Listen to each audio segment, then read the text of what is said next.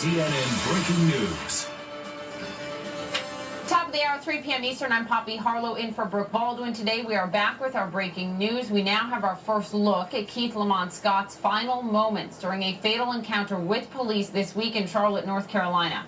Let me be clear, this video you're about to see is not the dash cam video or the body camera video from police. That has not yet been released. This is video from the Scott family. This video was shot by Keith Scott's wife on her cell phone. It does not show us the shooting itself, but you will hear the shots that led up to all of it and what led up to all of that. You will hear the shots fired. I do want to warn you before we play this for you, what you're about to see is graphic and very disturbing. Here it is in its entirety. Don't shoot him. Don't shoot him. He has no weapon. He has no weapon. Don't shoot him. Don't shoot him. Don't shoot him. He didn't do anything. He doesn't have a gun. He has a TBI. He's not going to do anything to you guys. He just took his medicine. Keith, don't let them break the windows. Come on out the car. Keith, don't do it. Keith, get out the car. Keith, don't you do it. Don't you do it. Keith, don't you do it. Did you shoot him? Did you shoot him? Did you shoot him? He better not be dead. He better not be dead. I know that much. I know that much. He better not be dead. I'm not going to come near you. I'm going to record you. I'm not coming near you. I'm going to record you. He better be alive because I'm coming. You better be alive. How about that? Yes, we're over here at 9453 Lexington Court. These are the police officers that shot my husband, and he better live. He better live. Because he didn't do nothing to them.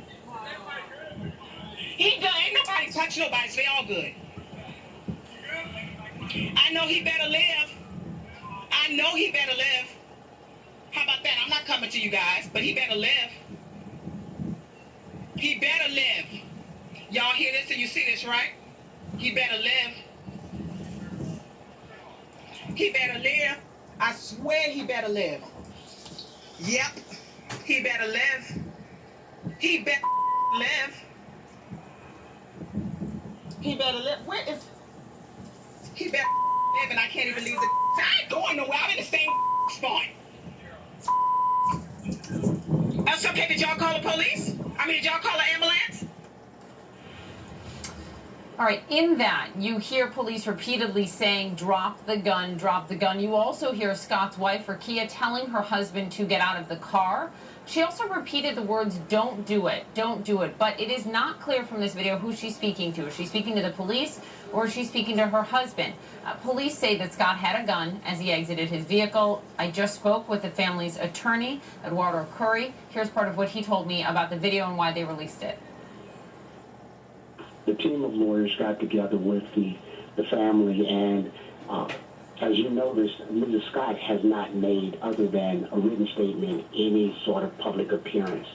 And she wanted the world to be able to see the video and see what it's based on the facts. The video is not enhanced, it's not doctored, it's not cut. It's really kind of difficult to see some of the things, but that's what she took with her own cell phone. That's what she took when she was present there.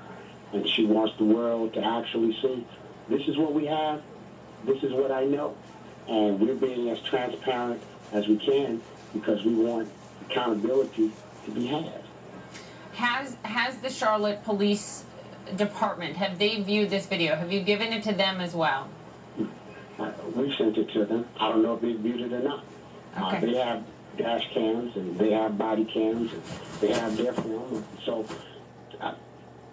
they haven't released that, but we're hopeful.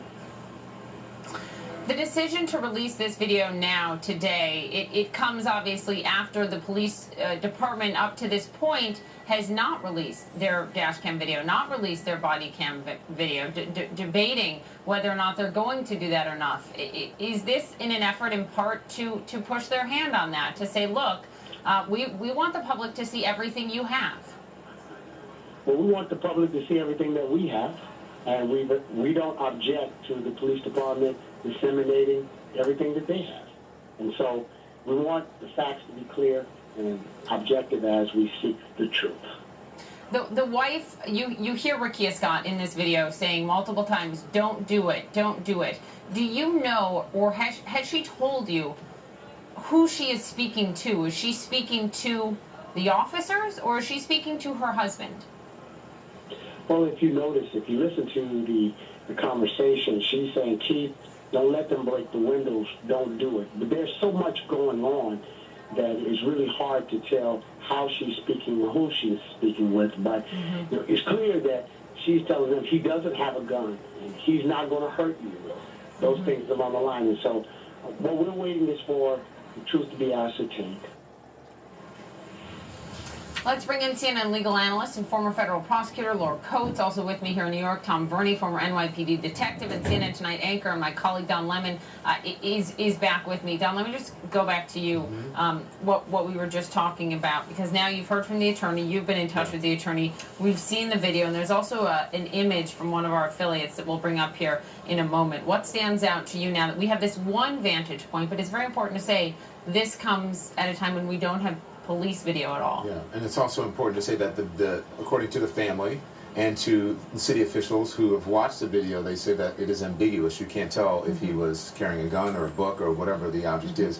But if you play that video, I think what the attorney is saying to me is that they don't want to accuse anyone of anything, but I think what they're saying is that they don't see, all of a sudden, this object doesn't look like it's there, and then all of a sudden it appears. Right, so maybe we can do that for our viewers. On one side of the screen, put the video, and on the other side, this object, because that is what the attorney is saying. I mean, he did say to CNN, you know, we're releasing this video because we want the public to look at this tape and to see what was in the video before he was shot and what was there afterwards. We're not accusing anybody of anything, but they just want it out there. But we have.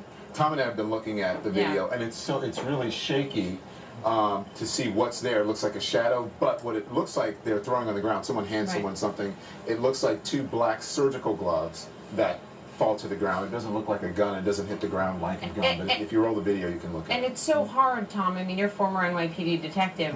When you're dealing with not a full set of information.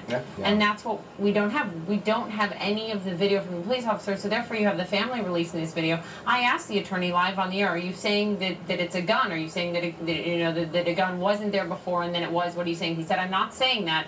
I'm just saying assess for yourself as a public. It's very difficult to do. Should the police chief release this video now? Yes. But the short answer, yes. I was speaking with Tom Fuentes earlier with Wolf Blitzer, and we're at a point where I understand the concept of not wanting to breach the integrity of an investigation. I've been there. I've been in shootings. You know, and that's all fine and well. In this day and age where we now have dash cam and or body cam cameras, they have that video. The video is not going to change. So once they take in that initial video for their investigation, now the public is going to expect a level of transparency with that video. That's the whole point of having the body cam video. So you see the police officer's viewpoint and as to why he or she feels that they are in danger of their safety. And so their point is, we are still investigating, we are still interviewing witnesses, we are still, I would assume, interviewing our own officers, and we don't want anything to get in the way of that. At the same time, they have to balance it with the public's desire to know and, frankly, the public's right to know. Laura Coates, from a purely legal standpoint, does the city of Charlotte have any legal ground to stand on to not release this video, the department funded by taxpayer dollars? Well, in about 8 days they will, under the new law that says you can block any access to police videos.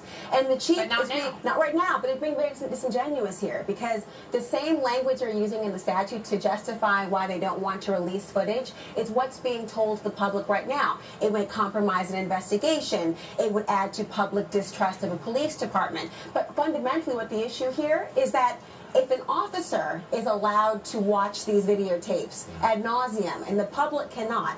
The officers get an advantage to have a 20/20 hindsight interpretation and justification of all of their actions, and they take what's otherwise a fixed in time and static set of facts and make it such that it will now justify whatever force was used. And that double standard just cannot promote transparency or trust in the system, and that's why it must be released. And as a prosecutor, frankly, when you're telling an officer not to release a lot of information, it's not so you can avoid having transparency, it's so you can avoid releasing to a suspect facts in the case that will suggest that the officer are trying to compel a confession. It's not so the public can't understand what happened in a case. You know, one thing I think is important to note is that Justin Bamberg, also an attorney with the family, came out yesterday when the family was going to have a press conference and said, look, the Scott family is not emotionally at a place where they can have this, so he spoke on their behalf. But he did talk about the video, the police video, the dash camera video, and also, guys, he spoke about the body cam video, and he said it's impossible to discern from the videos what, if anything, Mr. Scott was holding in his hand. So he's also talking about the fact that that video does not give us any clarity because of the lack of answers, Don. You're talking about going into the weekend, you're talking about a Friday night. The protests last night were peaceful. They were not peaceful the night before, and frankly, someone died, and the night before that, and this 26-year-old died in them. What does this mean tonight? Can we look at this? So if we can pull this full, this is a video. This is what's in question. So if you look at the video between see the guy in the red shirt, Yep. and then you see Mr. Scott on the ground. So right between those two, there's nothing there. That's what the family is saying. Okay, and then if you watch it when it goes back around, if we can look at this, I wish we could slow it down. And so, right in this area here, someone is going to throw something to the ground in the area where they believe the gun was, right? So watch closely. All right, so see there's something there now. There's one thing there now. And then all of a sudden they throw something else, watch. And then you're a police officer, Tom, you can tell me, but to me, see that? Right there to the side. And that's what I think they believe, something is there and then all of a sudden it's not. That looks like gloves, right? Yeah, if it would have been a gun, I think a gun would have kind of hopped a little bit. It's so hard to tell because the video was moving, and justifiably so, because she was very upset.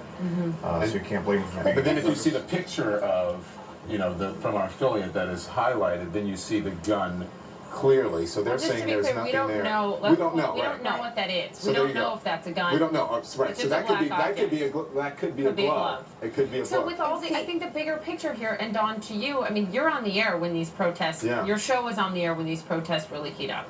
So you're going into the weekend. It's Friday night. Now there are frankly more questions and fewer answers than before.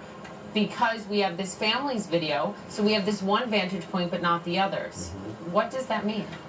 It means, as Tom said, and as most people with level heads said, that they should release the video to give the public as much information. Absolutely. You're going into a weekend, and it's warm there, and people are going to be out. We saw what happened last night. The governor is right. The National Guard did a great job. The police did a great job last night, but you don't want something occurring which happened 2 nights before that. But I think the whole idea of this is transparency.